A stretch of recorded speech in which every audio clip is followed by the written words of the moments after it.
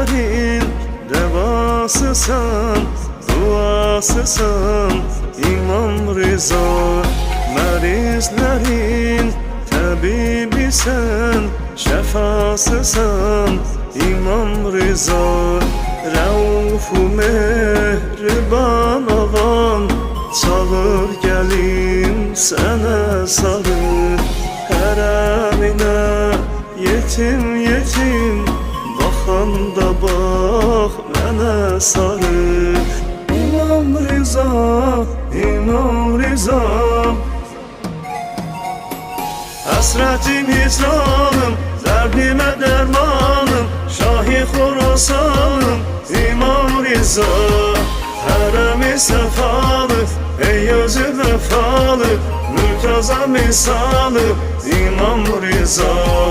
Öz əhdinə sadiq, imamətə layiq, Allahına aşiq İmam Rıza.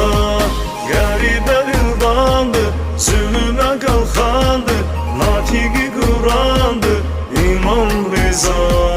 İmam Rıza, İmam Rıza.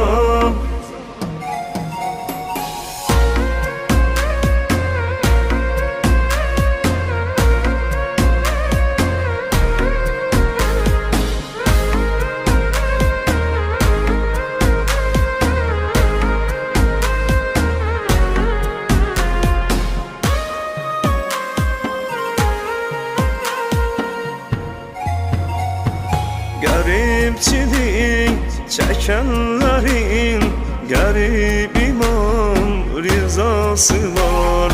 İlahi çok şükür sana, gariplerin ağası var. Garip olan divaneler ziyaret eyleyer seni. Çağır gelim dizin dizin, hərəminə çağır məni. İmam Rıza, İmam Rıza.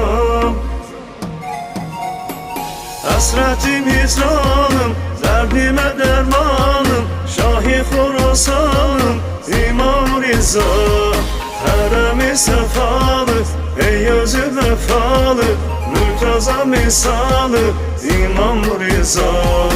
Öz əhdinə sadiq, imamətə layiq, Allahına aşiq İmam Rıza.